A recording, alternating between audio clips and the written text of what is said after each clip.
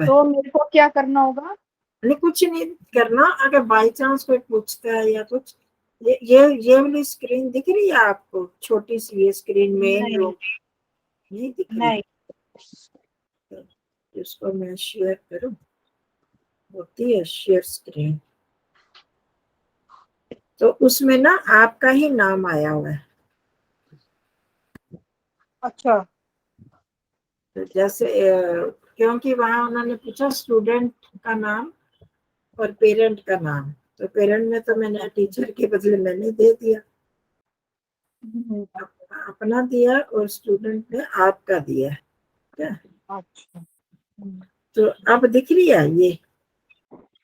No. हाँ? No. नहीं, नहीं। मेरी फोटो जिसमें आ रही है ये, नहीं इसमें ये आभा गुप्ता।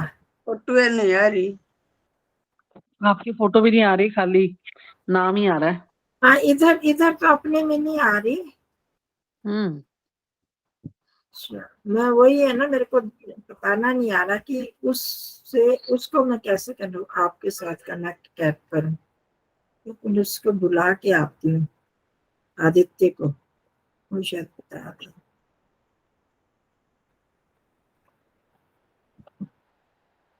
एक मिनट है ना, बुलाती हूँ। Hello hello hello hello hello hello hello hello is this Anubhav Gupta? Abha Gupta, actually Abha Gupta is my student. Okay. I teach Sanskrit for some students. Yeah. Okay.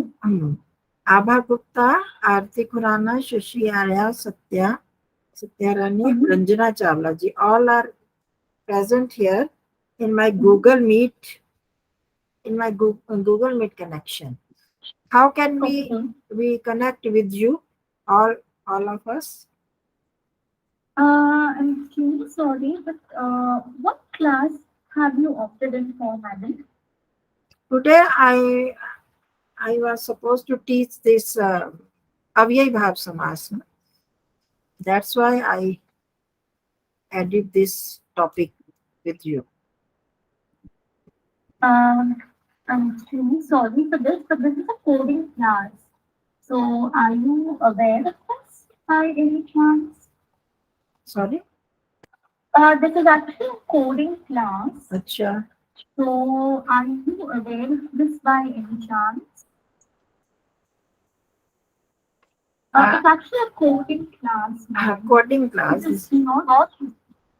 It's coding class. Sir, actually, there's one ma'am who is joining the course. Only one can join.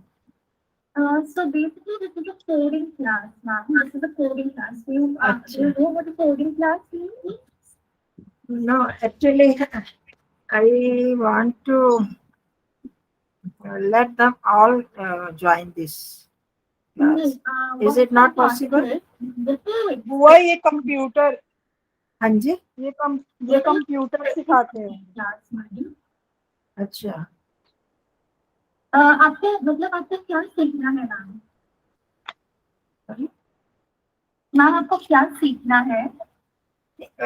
मैं सिखाती हूँ, हम लोग आपस में पढ़ते हैं, तो मैं जानना चाह रही थी कि कैसे आप लोग कैसे पढ़ाते हैं, सिर्फ मैं वो जानना चाह रही थी। नहीं, आप क्या पढ़ाते हैं?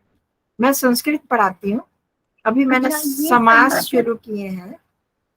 समाज कल से शुरू किया, आज मैंने अव्यय भाव समाज करवाना है, तो मैं आपका मेथड जानना चाह रही थी कि आप लोग कैसे करवाते हैं। Hello Yes, ma'am. I'm so sorry, sir, but this is not the right class for managers. Yes, hello, ma'am. Hello, हाँ जी। Yes, ma'am. Actually, हमारे जो प्लेटफॉर्म पे जो क्लासेस चलते हैं ना, वो स्टूडेंट्स के लिए ही होते हैं। अच्छा तो हम ये क्लास जैसे आगे कंटिन्यू नहीं कर सकते सर। सो ये हमारे यहाँ पे कोडिंग, मैथ्स, आर्ट्स और म्यूजिक की क्लासेस होते हैं अकॉर्डिंग टू द ग्रेड। जो उनके ग्रेड्स हैं, जो स्टैंडर्ड में जो कक्षा में है, उसके हिसाब से स्टूडेंट की क्लासेस अलग हैं। हाँ तो without student you can not continue the class. अगर आपके यहाँ कोई स्टूडेंट है या कोई बच्चा है, आप उसको एनरोल करवा सकते हो और आप चाहिए तो ऑब्जर्व कर सकते हो।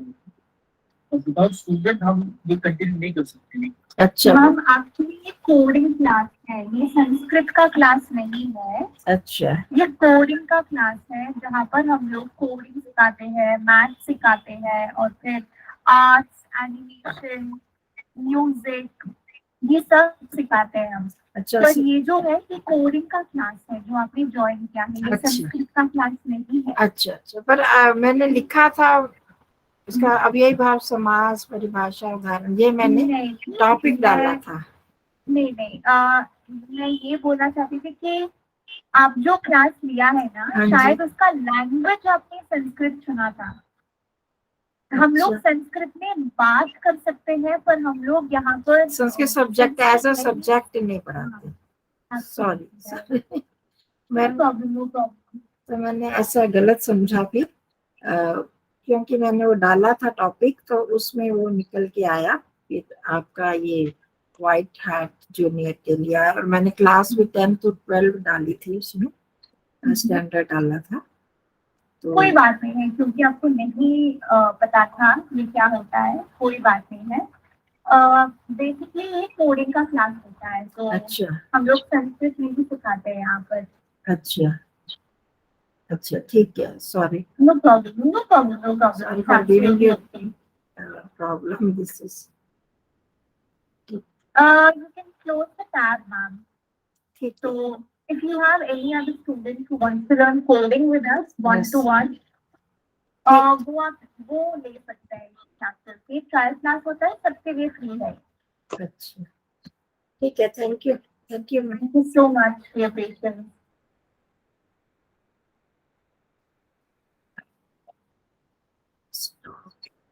Yeah, you can actually close the tab, ma'am. ठीक है Thank you. चलो, मैंने गलत समझा, वहाँ मैंने टॉपिक लिखा तो उन्होंने वो कर दिया सर कोडिंग क्लास है, क्योंकि आपका भी समय गया उसके लिए क्षमा। तो आप लोगों के वो निकाला अव्ययी भाव समास वाला जो पहले भेजी थी ना मैंने स्लाइड, वो नोट की हुई आप लोगों ने?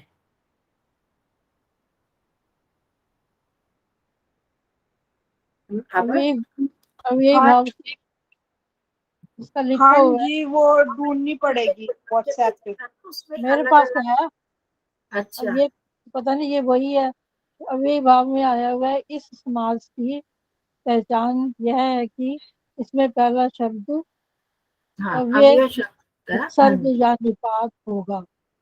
हाँ उपसर्ग या निपात होगा, बाद का शब्द कोई संज्ञा शब्द होगा। दूसरा शब्द ही होता है। हाँ ठीक है, वही वाला है और उसमें बहुत सारे उपसर्ग अवयवों के साथ लिखा था ना, इसका अर्थ ये होता है, अधि सप्तमी के अर्थ में प्रयुक्त होता है, उपसमीप के अर्थ में, मतलब यहाँ भी वही लिखा है हमारी किताब में भी।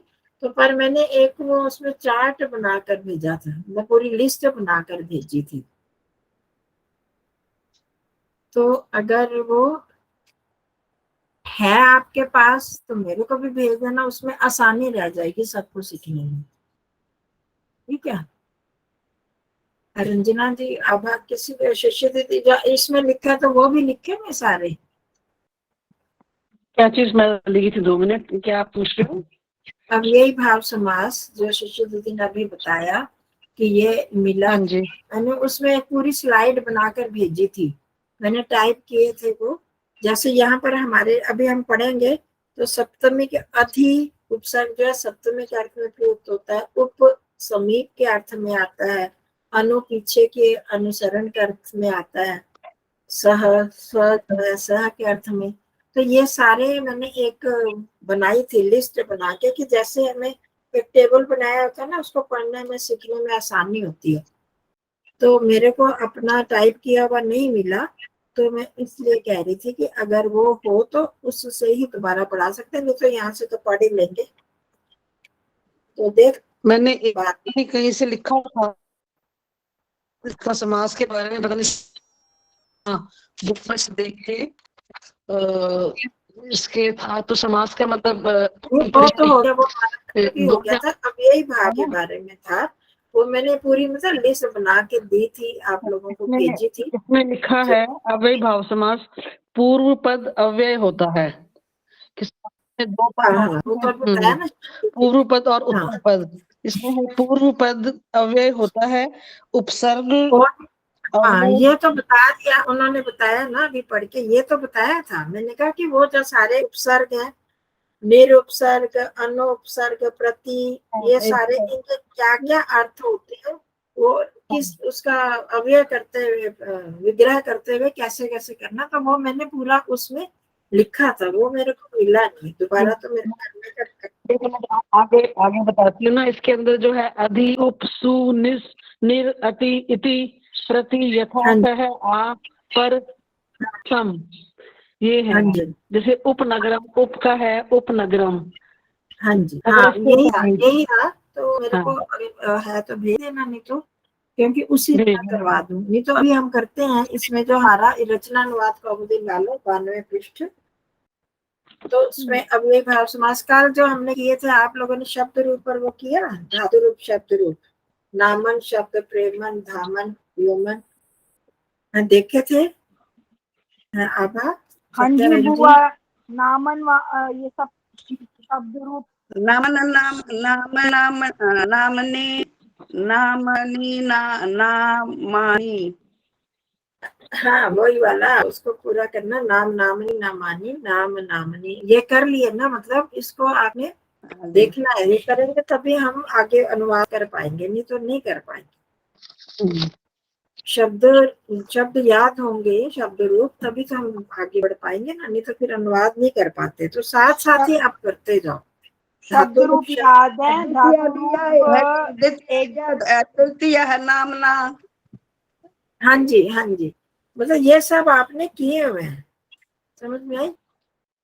ये हमने अभी पिछले दिनों जो किए हैं हलंत शब्द, उन्हीं से मिलते जुलते, कोई अलग नहीं। ये भी हलंत शब्द है, ये नकारात्मक अनकार, जिसमें अंत में अन आता है, तो ये वो तो ये हलंत शब्द ही है। और वैसे ही चलेंगे, कोई प्रथमा द्वितीय में सिर्फ अंतर आएगा, औरों में नहीं आएगा।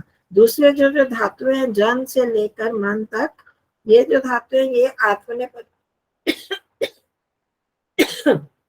ये आत्मनेपदी धातु है, तो ये भी आपको याद होनी चाहिए, ठीक है। तो ये करेंगे तो हमारा आगे जो एक्सरसाइज अभ्यास वो ठीक तरह से हो पाएगा। तो अब इस पे आते हैं अपने समासों पर। समास वाले जो पहला नियम है, यहाँ पर नियम दिया 156, वो वही है जो कल हमने किया था, कोई नया नहीं है। दो या अधिक शब्दों को मिलाने या जोड़ने को समास कहते हैं, ठीक है, स्पष्ट है ये। शब्दों को, पदों को मिलाने को कहते हैं, वर्ण नहीं, वो संधि होती है। वर्ण या अक्षरों को मिलाने को संधि कहते हैं। यहाँ पद जो शब्द हो जाते हैं, सुप्तिंग गंतम पदम, जो कल हमने कर लिया था, कि उसमें विभक्ति या लकार लगा होता है, जिसमें प्रत्यय लगे होते हैं, तो वो ले जब दोनों को मिलाते हैं तो उनको समास कहते हैं। तो जब समास मिला करते हैं तो दोनों के बीच में विभक्ति नहीं रहती। देखो, समास करने पर समास हुए शब्दों के बीच की विभक्ति नहीं रहती, उस विभक्ति का लोप हो जाता है। जैसे आपको बताया राज्य पुरुषः, तो राज्य पुरुष मतलब षष्ठी विभक्ति है, राज्य पुरुष, राज पुरुष। तो अब वो विभक्ति लोप हो जाएगा, उसका मूल शब्द आ जाएगा राज पुरुषः। वैसे यहाँ पे मूल पुरुष क्या, मूल शब्द क्या होता है, राज शब्द होता है, क्या होता है पता है आपको? राजा का पुरुष। हाँ नहीं, तो मूल शब्द क्या है? राजन। राजन, राजन है, पर न का लोप हो जाता है।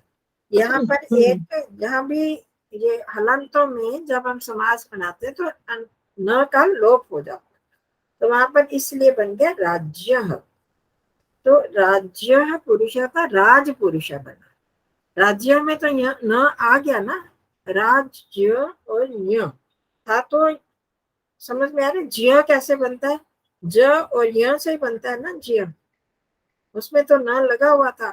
तो पर हाँ जब जी। हमने ये विभक्ति का लोप किया, समास समस्त पद बनाया, तो वहां पर न का लोप हो गया, सिर्फ राजपुरुष आया, राजन पुरुष नहीं आया, राजपुरुष आया, ये बताना चाह रही थी। उसमें न का लोप हो जाता, न नहीं लगता मूल शब्द के साथ, जहां भी न होगा उस न का लोप हो जाता है, तो इसीलिए राजपुरुष बना, राजन पुरुष नहीं बना। तो कहने का मतलब कि यहाँ पर विभक्तियों का लोप होता है जब हम समस्त पद बनाते हैं। तो यहाँ पर हो गया, इतना आ गया समझ। समस्त शब्द हो जाता है, अंत में विभक्ति लगती है, समस्त शब्द एक हो जाता है ना।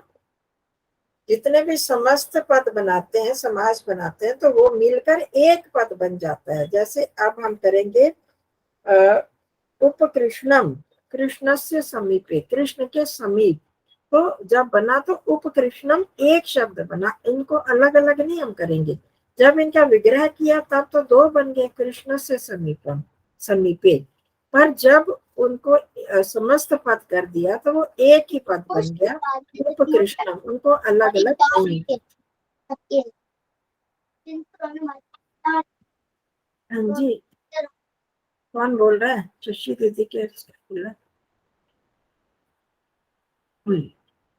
तो ये दो पॉइंट समझ में आ गए ना, है? दो पदों के मेल को, शब्दों के मेल को समस्त पद या समास कहते हैं, उनके बीच की विभक्ति का लोप हो जाता है, ये कल हमने कर लिए थे। जब समास इन शब्दों को अलग करते हैं, एक ही शब्द को जो कि समस्त पद बना हुआ है, जब समस्त पद एक शब्द एक पद बन जाता है, पर इसमें होते तो दो या अधिक पद है ना, दो के मेल से बना होता है तभी समस्त पद बनता है। उनको जब तोड़ते हैं, अलग अलग करते हैं, तो उसको समास विग्रह कहते हैं। ठीक है, जब समस्त पद को तोड़ते हैं, समास को तोड़ते हैं, उनको अलग अलग करते हैं, तो उसको समास विग्रह कहते हैं। हो गया क्लियर? समझ आ गया? यस बुआ। हाँ, तो जैसे उपकृष्णम है, उपकृष्णम था कृष्ण के समीप, यह राज्य पुरुष है, राज्य राजा का पुरुष। तो अब हमने इकट्ठा बना राज पुरुष। अब इसको जब तोड़ते हैं, इनको अलग, इसका अर्थ करने के लिए हमें तोड़ना पड़ता है ना, तभी अर्थ करेंगे, ऐसे तो अर्थ समझ में नहीं आएगा। राजा का पुरुष, तो अब ये जो हमने किया राज्य पुरुष, तो इसको कहते हैं समास विग्रह। ठीक है, समस्त पद बन गया राज पुरुष, और दोनों को जब अलग किया तो राज्य पुरुष, ये इसको विग्रह करते हैं, समास को तोड़ने को विग्रह कहते हैं। जैसे यहाँ भी ये उदाहरण दिया, राज्य पुरुष विग्रह, ये विग्रह है, ये दोनों अलग अलग है, और राज पुरुष समस्त पद है, समास है। इन दोनों के बीच में कौन सी विभक्ति का लोप हुआ? षष्ठी विभक्ति का। राज्य हमें षष्ठी विभक्ति है ना, तो उसका लोप हो गया, तभी राज पुरुष बना। तो ये समास का रूप है। तो समास के 6 भेद हैं, ये भी हमने कल कर लिए थे। तो ये सारे पॉइंट समझ में आ गए ना, चारों चीजें बिंदु समझ में आ गए, ये हमने कल किए हुए, पहले भी किए थे। अब हम आगे अलग अलग 6 समास हैं, उनमें अव्ययी भाव समास को ले रहे हैं। यहाँ पर सबसे पहले अव्ययी भाव समास, तो ये कल बताया था, अव्ययी भाव समास में उपसर्ग का प्राय प्रयोग होता है, और वो उपसर्ग जो है वो अव्यय शब्द होता है। ठीक है, मैं बताया था आभा कल, ये अव्यय जो उपसर्ग होता है अव्यय होता है, क्योंकि उसमें परिवर्तन नहीं होता। उप का उप रहेगा, अधि का अधि रहेगा, अनु, यथा, ये सारे शब्द जो उपसर्ग है वैसे के वैसे रहते हैं, इनमें कोई भी परिवर्तन नहीं होता। अव्यय शब्दों में परिवर्तन नहीं होता ना, तो जब ये अव्यय शब्द का समास बनाते हैं हम, अगले पद के साथ, संज्ञा शब्द के साथ बनाया जाता है, तो उसमें पहले अव्यय पद जो है वो पहले ही आएगा, और बाद में दूसरे संज्ञा पद आते हैं। पहला पद अव्यय ही होता है जब उपसर्ग बना होता है। जैसे हम अभी देखेंगे, अव्ययी भाव समास की पहचान यह है कि इसमें पहला शब्द अव्यय, उपसर्ग या निपात, कल बात हुई थी उपसर्ग की भी निपात की भी, होगा, बाद का शब्द कोई संज्ञा शब्द होगा। संज्ञा निपात शब्द का क्या मतलब है जी? निपात निपात कहा था। निपात का क्या मतलब लगेगा जी? निपात बताया था आपको कि कोई भी ऐसा पद जो बीच में आकर जुड़ जाता है, उस वो या तो छंद पूर्ति के लिए जुड़ता है या कोई अर्थ बताता है, कोई निश्चित अर्थ, जैसे खलु, ही वगैरह, इस तरह के वही, ये निपात होते हैं। और उपसर्ग तो बहुत सारे बताए थे, अनु, प्रति, अधि और सह, स उपसर्ग हो गया, अनु उपसर्ग हो गया। ये सारे जो उपसर्ग हैं ज्यादातर इनका प्रयोग होता है, यथा और आ, ठीक है, बही, बही, ये सारे जो है अव्यय पद हैं। तो ये इनके साथ जब जुड़ जाता है, ये अव्यय समास, अव्यय भाव समास कहलाता है। और ये पहले ही देखते हैं, दो या दो से अधिक पद जुड़ेंगे तब बनेगा समास। तो ये अव्यय पद जो है, कौन से अव्यय पद? उपसर्ग या निपात, ये पहले जुड़ते हैं और बाद में संज्ञा शब्द जुड़ते हैं। जबकि हमने पीछे उदाहरण देखा राज्य पुरुष, तो उसमें पहले ही जुड़ा है, संज्ञा, दोनों ही संज्ञा शब्द है ना, राज्य अभी और पुरुष अभी, दोनों में विभक्तियां लगी हैं। और यहाँ जो अव्यय भाव समास होता है, उसमें उपसर्ग होता है, उपसर्ग की कोई विभक्ति नहीं चलती, तो इसमें इसलिए वो अव्यय कहलाता है और वह पहले जुड़ जाता है और बाद में संज्ञा शब्द जुड़ते हैं। राजपुरुष अव्यय भाव समास में नहीं आएगा? नहीं, वो तो नहीं आएगा, उसमें कोई अव्यय है क्या? उपसर्ग नहीं है ना, वो तत्पुरुष, वो तो वैसे ही एक समास का उदाहरण दिया था आपको। कोई आसान होता है ना, ये सबसे ज्यादा आसान माना जाता है, मतलब कि तत्पुरुष समास, उसमें ये अलग अलग विभक्तियां, आपको याद होगा हमने 3-4 विभक्तियों के कर भी लिए थे पिछली बार तत्पुरुष समास। इसमें हाँ, निर का किया था, कोई लेसन में कुछ पढ़ा था, उसके अंदर थे शब्द ना। नहीं, वो तो अव्यय के ही पढ़े थे, निर्गतः, जनः, निर्जनः, उसमें शब्द ना वो नोट किए हुए ना, वही वाले शब्द अव्यय भाव है, उनमें उनकी विभक्ति नहीं चलती, वो वैसे के वैसे हो जाते हैं। अब जिनकी विभक्तियां चलती हैं, विभक्तियों के अनुसार करते हैं, तो वो तत्पुरुष समास है प्रायः। तो वो भी हमने चतुर्थी विभक्ति तक किए थे, और कोई बात नहीं, अब जैसे जैसे आप करोगे, बहुत टाइम वो हम थोड़ा जल्दी कर सकते हैं क्योंकि हमने पहले किया हुआ है, तो थोड़ा जल्दी ना, बीच में आरती जी नहीं है और जो सब भूले हुए हैं, पिछला तो भूले हुए हैं ना, तो अभी उसी को रिवाइज कर रहे, पक्का हो जाएगा।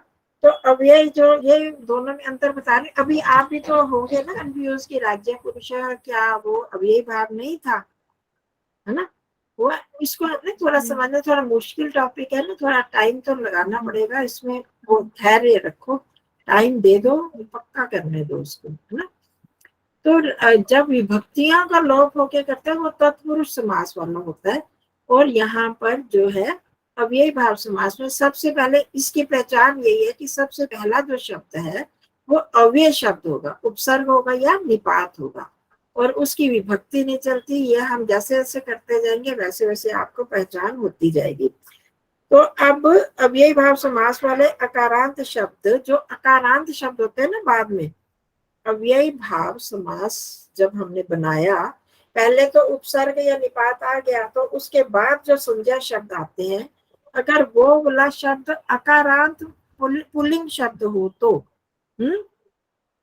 ठीक है, अकारांत शब्द तो पुल्लिंग ही होता है ना, ये आपको पता ही है, तो वो नपुंसकलिंग एक वचन में ही रहते हैं। अकारांत वाले शब्द जो है उनके बाद में नपुंसकलिंग एक वचन में रहेंगे, जैसे यहाँ पर अभी आएगा उप कृष्णम, उप यमुनम, उप गंगम, ठीक है। अब इन सब में नपुंसकलिंग एक वचन आ रहा है ना, उप यमुनम, वैसे यमुना होता है, उप गंगा, गंगा होता है, गंगम, तो ये नपुंसक एक वचन में इनका प्रयोग हो रहा है, तो संज्ञा शब्द है। ठीक है। अन्य शब्द और दूसरा शब्द तो अव्यय ही होता है, उप गंगम, उप तो अव्यय है, उसमें तो कोई विभक्ति नहीं लगेगी, तो परंतु ये बाद वाला है जो संज्ञा शब्द है, वो नपुंसकलिंग एक वचन में उनका प्रयोग होता है। अव्ययी भाव समास के समस्त पद और विग्रह पद में अंतर होता है क्योंकि किसी विशेष अर्थ में अव्यय आता है। देखो यहाँ पर अव्ययी भाव जब समास बनाया हमने उपकृष्णम, समास बन गया उपकृष्णम, ठीक है। पर जब इसका विग्रह करते हैं तो विग्रह करने में अंतर आ गया, अब उसमें उप नहीं आएगा, समझ लो, कृष्ण से समीपे, क्योंकि ये उसमें जो अर्थ आएगा अव्यय शब्द का आएगा, जो उप हमने उपसर्ग लगाया था उसका अर्थ उसमें जोड़ देंगे। तो अब उप का अर्थ क्या है, समीप, है ना, उप का अर्थ समीप है ना। तो अब कृष्ण से समीपे, कृष्ण के समीप, तो हमने इसलिए उप कृष्णम बन गया उसका। तो अब दोनों का अंतर आ रहा है ना, समीप शब्द तो उसमें नहीं था, उप कृष्ण में समीप शब्द नहीं है ना, नहीं है। पर जब हम इसका विग्रह कर रहे हैं तो वहां पर लगा रहे हैं कृष्ण से समीपे, लगा रहे हैं ना वहां पर, क्यों लगा रहे हैं, क्योंकि उप का अर्थ समीप है। तो यहाँ पर यही चीज बता रहे हैं कि अव्ययी भाव समास में जब उसका समास बनता है और उसका विग्रह होता है तो दोनों में अंतर पाया जाता है, दोनों एक से नहीं होते, ठीक है। जैसे उप हो गया, इसी तरह अधि आएगा, अनु आएगा, तो अनु के अलग अर्थ आ जाएगा, उस अर्थ का अनु होता है पश्चात भी है, अनुरथम, तो रथ के पीछे, रथ के पीछे, अनु का अर्थ वहां पर लगा दिया पश्चात, तो रथस्य पश्चात, उसका ये विग्रह हो गया। पर जब उसको समास बनाएंगे तो अनु पहले लग जाएगा। उस यहाँ यही बताना चाह रहे हैं कि जब हम समास करते हैं, ये सारे पहले दे रखे हैं जी, ये सारे हैं जी जो आप बोल रहे हैं, ये सारे के सारे, हाँ हाँ जी, यहाँ भी दे रखे हैं और मैंने पहले भी करवाए हाँ, हैं हाँ, ये तो पहले आपने करवा रखे हैं। हाँ, तो पर याद नहीं थे ना, इसलिए दोबारा से करना पड़ रहा है ना हमको। तो अब ये पॉइंट आपने याद रखना है कि अव्ययी भाव समास में पहला अव्यय शब्द होता है और बाद के संज्ञा शब्द होते हैं, और जो अकारांत संज्ञा शब्द होते हैं जब हम समस्त पद करते हैं, समास बनाते हैं, तो अकारांत संज्ञा शब्द के अंत में नपुंसक लिंग एक वचन का ही प्रयोग होता है, अकारांत शब्द। और फिर समस्त पद और अव्ययी भाव समास, अव्ययी भाव समास और उसके विग्रह दोनों में अंतर पाया जाता है, दोनों एक से नहीं होते। उप के लिए हम समीप, क्यों अंतर क्यों होता है, क्योंकि उपसर्ग का अर्थ अलग अलग होता है। कहीं पर उप का अर्थ हो गया समीप, अनु का अर्थ हो गया पश्चात, यथा का हो गया अनतिक्रम में, तो इसलिए अब वहां पर तो हमने यथा लगा दिया समस्त पद में, पर जब विग्रह किया तो वहां यथा नहीं लगा रहे, वहां अनतिक्रम में लगा रहे हैं, वहां पर पश्चात लगा रहे हैं, समीप लगा रहे हैं। क्यों लगा रहे हैं, क्योंकि वहां पर उपसर्ग का अर्थ लगाया जा रहा है, दोनों में अंतर पाया जाता है। हो गया, स्पष्ट हो गया ये भी इसका? हाँ जी, हाँ जी। अब यहाँ पर मुख्य चीजें यही हैं इस समास में। अब आगे उदाहरण दिए जा रहे हैं अलग अलग उपसर्गों के। तो अधि उपसर्ग है सबसे पहले, अधि उपसर्ग। तो अधि उपसर्ग किस अर्थ में आता है, सप्तमी के अर्थ में, ठीक है। अधि हरि, तो यहाँ पर आ गया हरि जो है सप्तमी के अर्थ में आया। जब हम सप्तमी के अर्थ में लगा देंगे तो बस फिर हरि लगाने की आवश्यकता नहीं रहती। अधि हरि, सप्तमी क्या होती है हरि की, हरि शब्द की सप्तमी हरौ, हरौ इति, हरौ होता है ना, तो हरौ लगा देंगे, उसका समास विग्रह करेंगे तो सिर्फ हरौ कर देंगे, तो उसमें अधि लगाने की जरूरत ही नहीं, वो अर्थ हमने वहां पर विग्रह करके बता दिया हरौ। पहले मैंने और एग्जांपल्स दिए थे आपको, कौन सी किताब से ढूंढे थे मैंने, वो है आपके पास वो एग्जांपल्स? हाँ, नहीं ढूंढने पड़ेंगे, कारण और होंगे बहुत पीछे है बहुत। चलो, मैं कल आज कुछ और काम में थी तो उसको संभालना पड़ रहा था, तो बहुत उदाहरण अगली कक्षा में और भी दूंगी, पर इतना आप याद रखो। अधि हरि, अधि जो उपसर्ग है वो सप्तमी के अर्थ में प्रयुक्त होता है। कौन हाँ मेरे पास है, मैं भेज दूंगी। हाँ, नहीं मेरे पास भी पढ़े हुए हैं, मैं देती हूँ वो किताब से। अभी इनमें 1 मिनट रुको, मैं दे ही देती हूँ, यही पढ़िए।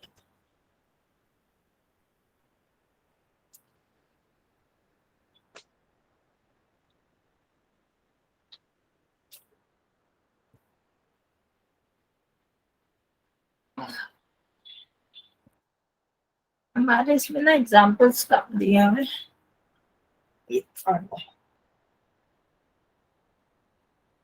ये समास देखो, खोला पहला समास प्रकरण ही निकला है। हाँ, ये समीप अर्थ में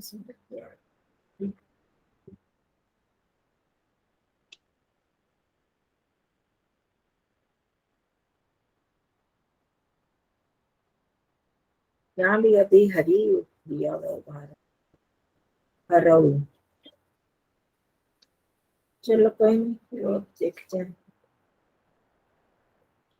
बस इतना समझ में आ गया ना, अधि उपसर्ग जो है वो सप्तमी विभक्ति के अर्थ में प्रयुक्त होता है।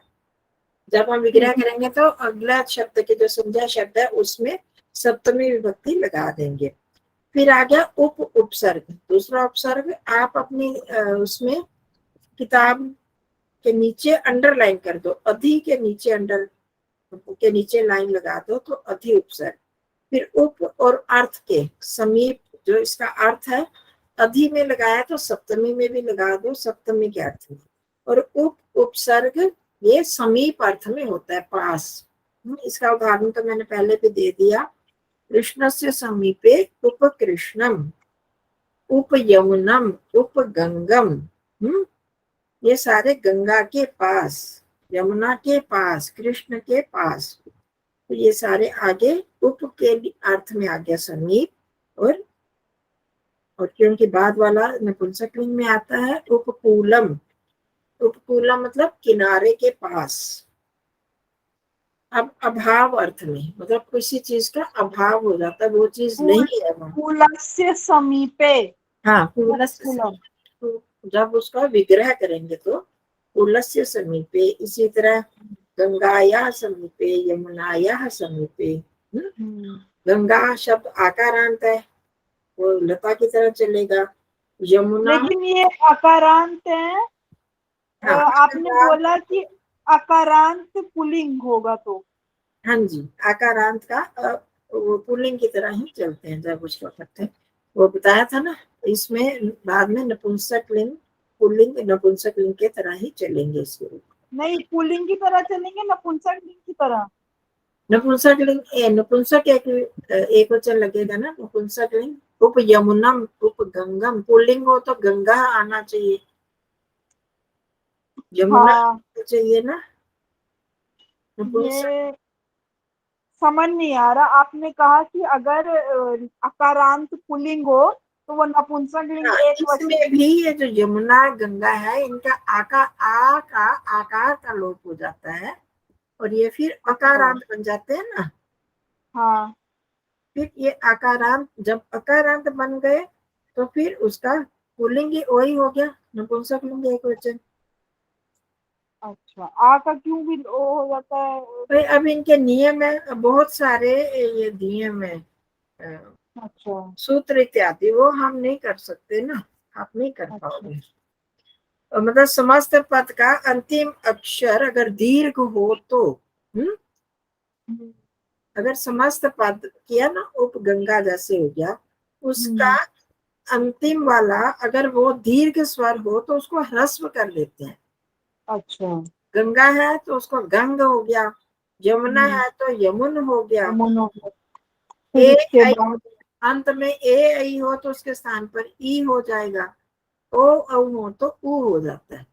ये एक नियम है। एक है ह्रस्व नपुंसके प्रातिपदिकस्य, प्रातिपदिकस्य। अब ये तो आप इतना डिटेल में नहीं कर पाओगे ना, तो बस इतना है कि जो दीर्घ होता है बाद वाला शब्द अगर दीर्घ हो तो उसका ह्रस्व हो जाता है। कैसे कैसे होगा? आ का अ हो जाएगा, ई है बड़ी ई है तो ई हो जाएगा, ऊ है तो ऊ हो जाएगा। और अब ए आई है तो ई हो जाएगा। ई ई बन जाएगा, और ओ औ हो तो उसके स्थान पर ऊ हो जाएगा। ठीक है, इसी नियम से यहाँ पर उपगंगम उप यमुनम हो गई। ठीक है। अब इसके बाद 3 चीजें हो गई। अब अभाव के अर्थ में निरुपसर्ग जो है वो अभाव के अर्थ में होता है। आपने किए हुआ निर्विघ्न, निर्विघ्न का क्या मतलब होता है? विघ्न बिना किसी ना, जहाँ विघ्न कठिनाई नहीं है, हाँ जहाँ विघ्न नहीं है तो मतलब अभाव हो गया ना, विघ्न और निर मतलब अभाव हो गया। किसका अभाव हो गया? विघ्नों का। विघ्ना नाम अभाव निर्विघ्न। निर्जनम, निर्जन, ये स्थान निर्जन है जहाँ पर कोई भी नहीं है, कोई बंदा, हम कहते हैं कोई बंदा नहीं है बिल्कुल भी, जहाँ पर बिल्कुल निर्जन वन बोलते हैं, वन के लिए निर्जन। तो वो भी इसी तरह से कि जहाँ पर जना नाम अभाव, लोगों का अभाव है जहाँ पर, तो निर उपसर्ग जो है वो अभाव के अर्थ में आता है। ठीक है, तो फिर जब हम करेंगे जना नाम अभाव निर्द्वंद्वम द्वंद्वा नाम अभाव, निर्विघ्न हो गया, निर्जन हो गया। ठीक है, आगे स्पष्ट हो गया। निर उपसर्ग का अभाव के अर्थ में प्रयोग होता है। इसी तरह एक दिया हुआ निर्मक्षिकम, इसको कैसे वो करोगे? इसका विग्रह मक्षिका नाम अभाव। हाँ, मक्षिका नाम अभाव, मक्षिका नाम अभाव आ गई। और फिर अनु, अनु उपसर्ग आया। अनु का अर्थ होता है पश्चात, बाद में। ये इन उपसर्गों के अर्थ तो आपको याद करने पड़ेंगे, तो इसीलिए मैं कह रही हूँ कि अनु और पश्चात दोनों में अंडरलाइन, दोनों को अंडरलाइन कर दो, समीप और उप को अंडरलाइन कर दो, तो एकदम आपको, तभी मैंने वो लिख के बना के भेजी थी वो लिस्ट। फिर देखूंगी जब टाइम मिलेगा बना के फिर करती हूँ। तो आप अनु मतलब पीछे, अनुरथम, अनुहरि, तो रथ के पीछे, रथस्य पश्चात, हरे पश्चात, हरि के पीछे, तो पीछे के लिए आ गया, ये हमको याद रखना पड़ेगा। तो रथ से पश्चात है, तो पश्चात के लिए हम अनु शब्द का प्रयोग कर रहे हैं, तो हम लगा देंगे अनुरथम, अनु हरि, हरे पश्चात। अब प्रत्येक अर्थ में प्रति गृहम गृह, हाँ प्रति उपसर्ग किसके लिए आता है? प्रत्येक के अर्थ में, जैसे प्रत्येक, प्रतिदिनम, प्रति मास, प्रति वर्ष करते हैं, ये तो हिंदी में भी प्रयोग करते हैं ना। तो प्रति का प्रत्येक के अर्थ में जब प्रति उपसर्ग लग गया तो प्रतिदिन मतलब दिनम, दिनम हर दिन, प्रतिगृह, प्रतिगृहम तो हर घर, घर घर में, घर घर में जाकर तिरंगा लगा दो, तो प्रतिगृहम आ गया शब्द। ठीक है, हो गया स्पष्ट? प्रतिदिनम, प्रतिदिनम का दिनम, दिनम प्रति। हाँ जी, ठीक है। खाली दिनम दिनम भी लगा सकते हैं। प्रतिगृहम, ये जय है ना, जय है जी, ती है जति, दिनों दिन, दिनों दिन जति, प्रतिदिन। हाँ यही तो है, यही तो बोल रहे हैं, दिनम दिनम प्रतिदिनम, गृहम गृहम प्रतिगृहम। तो प्रति प्रत्येक के अर्थ में, तो जब एक एक चीज को हम गिन रहे हैं तो प्रति अर्थ में आएगा। अनुसार अर्थ में यथा है, अपनी शक्ति के अनुसार, इच्छा, इच्छा के अनुसार, यथेच्छम, यथा शक्ति, यथेच्छम, यथा कामम। तो अनुसार अर्थ में, या उस अनुसार को दूसरे शब्दों में हम क्या कह सकते हैं, जैसे ये विग्रह करते हैं उसके लिए कि जो मेरी शक्ति, हाँ शक्ति का अनतिक्रम्य, शक्ति का उल्लंघन नहीं करके, मतलब उसके अनुसार ही मैं यथाशक्ति काम करूंगी, इससे ज्यादा नहीं करूंगी। तो यथाशक्ति मतलब जितना मेरी शक्ति है उसको बियॉन्ड माई पावर या स्ट्रेंथ, उससे बाद में नहीं हम करेंगे, उतना ही कर पाएंगे जितनी मेरी शक्ति है, तो उसको बोलते हैं यथाशक्ति। और यथा इच्छा, जैसे मेरी इच्छा है मैं अपनी इच्छा का उल्लंघन नहीं करूंगी, तो जो अगर मेरा मन किया तो मैं करूंगी, नहीं किया तो नहीं करूंगी, आप कहते हैं ना ऐसे, तो उसको बोलते हैं यथा, यथा के साथ जोड़ देते हैं, जिसका उल्लंघन नहीं करना, और इसी को संस्कृत में बोलते हैं अनतिक्रम्य। यथेच्छम का होगा इच्छाम अनतिक्रम्य। इच्छाम अनतिक्रम्य। हाँ, इसमें द्वितीय विभक्ति लग जाएगी। शक्तिम अनतिक्रम्य, इच्छाम अनतिक्रम्य, कामम अनतिक्रम्य। हाँ, यथा जहां भी आएगा उसका जब विग्रह करेंगे तो अनतिक्रम्य, अनतिक्रम्य मतलब उसका उल्लंघन ना करके, जैसा है उसके अनुसार चलना। दूसरे शब्दों में अनुसार ही अर्थ हो गया ना, उल्लंघन ना करना। हम लांघते हैं किसी चीज को, उसका उल्लंघन करते हैं तो इसका मतलब उसके अनुसार नहीं कर रहे हैं, हम किसी अपनी शक्ति का उल्लंघन कर रहे हैं। मेरी कैपेसिटी है आधी बाल्टी उठाने की, तो मैं पूरी बाल्टी उठा दी तो क्या हो गया, शक्ति का उल्लंघन करा तो फिर बीमार पड़ जाते हैं। तो इसको कहते हैं अनतिक्रम्य, उल्लंघन ना करके, शक्ति अनतिक्रम्य। इच्छाम का कोई रूल है कि इच्छा अनतिक्रम में आएगा, इच्छा अनतिक्रम में आएगा, कैसे डिटरमाइन इच्छा अनतिक्रम्य, मेरी इच्छा में यथेच्छ पढ़ूंगी, उतने पढ़ूंगी जितनी मेरी इच्छा है। मैं उतने फुलके बनाऊंगी मम्मी जितनी मेरी इच्छा है, मैं यथेच्छ, यथेच्छम। ठीक है। अच्छा, तो इसमें द्वितीय विभक्ति लगेगी। हाँ, अनतिक्रम्य के साथ द्वितीय विभक्ति। फिर हो गया साथ और सदृश अर्थ में, दो अर्थों में आता है स का प्रयोग। साथ और सदृश अर्थ में स लगता है, सह।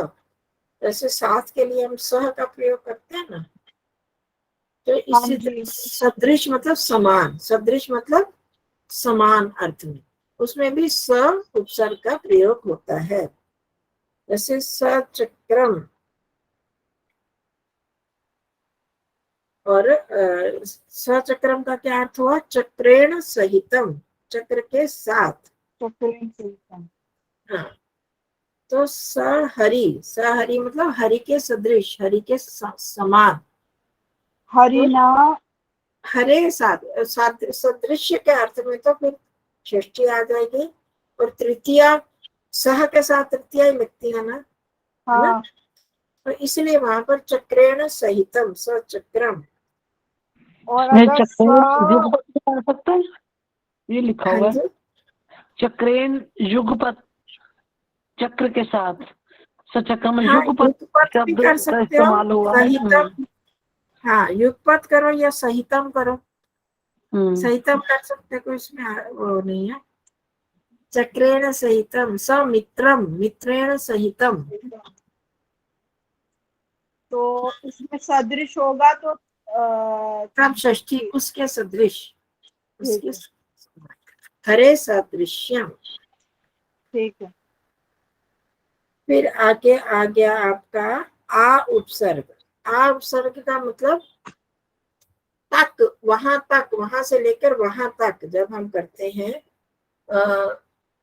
आ भारतम, आ बाल वृद्धम, यहाँ पर उदाहरण दिया हुआ ना, आ बाल वृद्धम, हम क्या कहते हैं, बालक से लेकर वृद्ध तक, वहां से लेकर वहां तक जब करते हैं तो आ उपसर्ग, आ समानता इस अर्थ में भी होता है।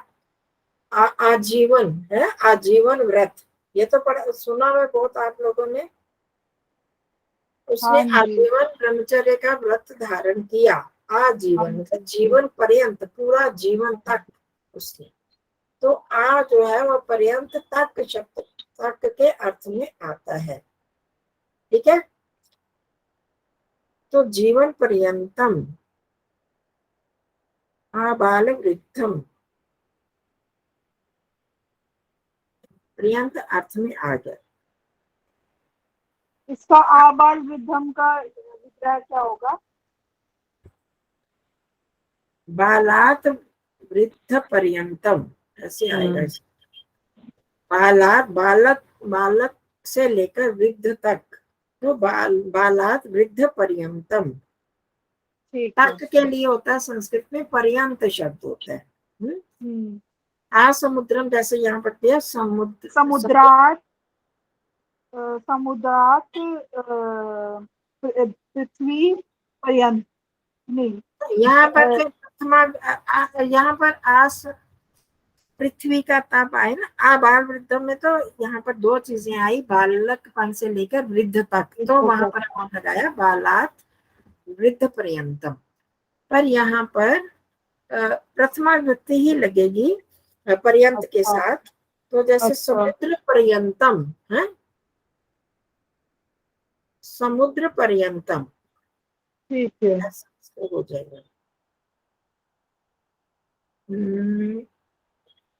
बही, अब बही अर्थ में है बाहर के अर्थ में, बाहर वो अर्थ में बही में कौन सी विभक्ति लगती, बही के साथ पंचमी?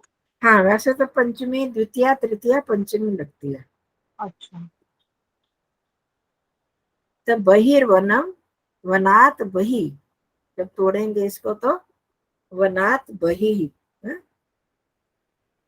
तो दोनों को जोड़ के वनम बहिर्वनम, बहिर्ग्रामम, ग्रामात बही या ग्रामम बही, ठीक है। ठीक है।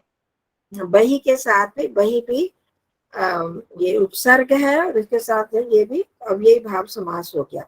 समीप या और के अर्थ में अनुकूलम, एक तो अनुपश्चात अर्थ में होता है ना, एक अनुसमीप भी होता है, उसके समीप बैठना, अनुकूल, तो समीप या और अर्थ में भी अनुकूलम, अनुकूल के समीप, मतलब कूल किनारे के समीप, या उसके पीछे उसकी ओर जाना, उसको भी अनुकूल बोलते हैं। अनुलोम, अनुलोम पता है आपको?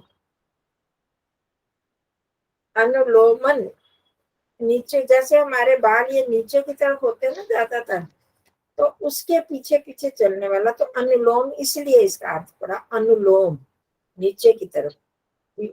तो ये तो अनुलोम विलोम वाली बात नहीं कर रही मैं।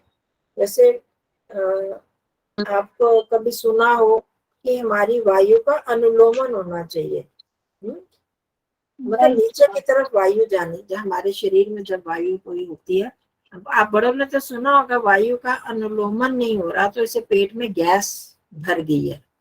अनुलोमन मतलब वायु नीचे की तरफ जानी चाहिए, जब तो उसको बोलते हैं अनुलोम। यह पर मतलब कि और अर्थ में आया, क्योंकि वो नीचे जाता तो उस ओर हो गया उसका अर्थ। यहाँ पर इस अर्थ में मैं और को स्पष्ट करने के लिए कह रही थी। समीप या और अर्थ में टूवर्ड्स, मतलब उस तरफ जब जाते हैं तो उसको और बोलते हैं ना, वो वाला और। अच्छा, तो अनुकूल, ये अनु शब्द जो दोनों के है, कूल की ओर, कूलम, अनुकूल से अनु, जो किनारे की ओर जाना या किनारे के समीप, कूल से समीपम, समीपम, कूल से तो ये समीप अनु शब्द, इसका मतलब अनु शब्द तीन अनु अव्यय तीन अर्थों में प्रयुक्त हो गया। कौन कौन से? अनु पीछे, हाँ, अनु समीप, और तीसरा हो गया समीप और उसकी तरफ हाँ। समीप, पीछे, पश्चात, है? कूल से समीपे होगा, कूल से समीपम होगा। पीछे तीसरा कूल क्या से हुआ? समीपे, हाँ, एक तो हो गया एक हो पीछे, जैसे अनुगम में आया गंगाया पश्चात, हाँ, एक पीछे, अनु एक समीप, हाँ वो पश्चात हो गया ना। हाँ, पश्चात और पीछे एक ही चीज है ना। जी, तीसरा और एक क्या हो गया? समीप, ये दूसरा और तीसरा, पीछे, समीप, और तीसरा क्या है? और उसकी ओर जाना, उसकी ओर। अच्छा, ठीक। और फिर आ गया कि विपरीत अर्थ में प्रति हो, किसी के विपरीत जब हम काम करते हैं तो परिस्थिति मेरे प्रतिकूल है। अनुकूल तो जो अपने हमारे टुवर्ड्स है, हमारे तरफ आती है जो परिस्थिति हमारे फेवर में है, उसको अनुकूल बोलते हैं। और प्रतिकूल उसके विपरीत जब होती है, तो और विपरीत वाली बात नहीं ना हुई, और तो हमारे फेवर वाली जो बात होती है उसको बोलेंगे। और जो प्रतिकूल मतलब जो विपरीत स्थिति होगी उसको बोलते हैं प्रतिकूल। तो प्रति उपसर्ग विपरीत अर्थ में आता है। तो ये 11 इन्होंने अब ये उपसर्ग बताए हैं। अब ये तो इनको प्रतिकूलम का विग्रह क्या होगा? स्थूलस्य विपरीतम। ठीक है, ठीक है, ठीक है बूढ़, हाँ तो थोड़ा बोरिंग है और ज्यादा वो, पर मतलब मोटा मोटा करते जाओ कि इस तरह से इस प्रकार के शब्द अगर पहले आ जाएंगे तो वो हो जाएंगे हमारे उपसर्ग वाले और अव्ययी भाव समास। ठीक है, तो इनको आप याद कर लेना, तो किस अर्थ में और कौन सा उपसर्ग प्रयोग होता है, अभी इतना याद करना, फिर आगे करेंगे। आज थोड़ा सा डिस्टर्ब हो गया, वो टाइम हमारा 10-15 मिनट मेरी गलती से ही हुआ, मैं समझ नहीं पाई, तो फिर इसको आगे करते हैं। कोई नहीं बुआ, ये कभी बताए, ये कुछ भेजोगे जी लिख कर? हाँ, ये मैं रिकॉर्डिंग तो भेज दूंगी। मैंने रंजना जी, अगर आपके पास वो है तो भेज देना, किसी के पास वो लिस्ट बनी हुई है तो, जो मैंने भेजी थी। भेज दूंगी, लिस्ट ना है, पता नहीं कौन सी है, भेज दूंगी जो सी भी है। हाँ, मतलब उससे क्या होगा, अगर ठीक बनी होगी तो सबको भेज दूंगी, नहीं तो टाइप करके भेज दूंगी। उससे मतलब एक चार्ट जैसे बना होता है ना, तो फिर जल्दी याद हो जाता है। चीजें तो यही थी, बस वो एक अलग से पंक्तियों में उपसर्ग का अलग दिया, उसका अर्थ दिया, विग्रह दिया, तो उससे जल्दी दिमाग में आ जाता है, बस इतना फर्क है, बट चीज तो वही है। ठीक है जी, ठीक है जी। चलो जी, इसको कर लेना, इसमें मेरे को भी बोलना बहुत पड़ेगा तभी हो। नेक्स्ट टाइम नमस्ते जी। होगा। हाँ जी।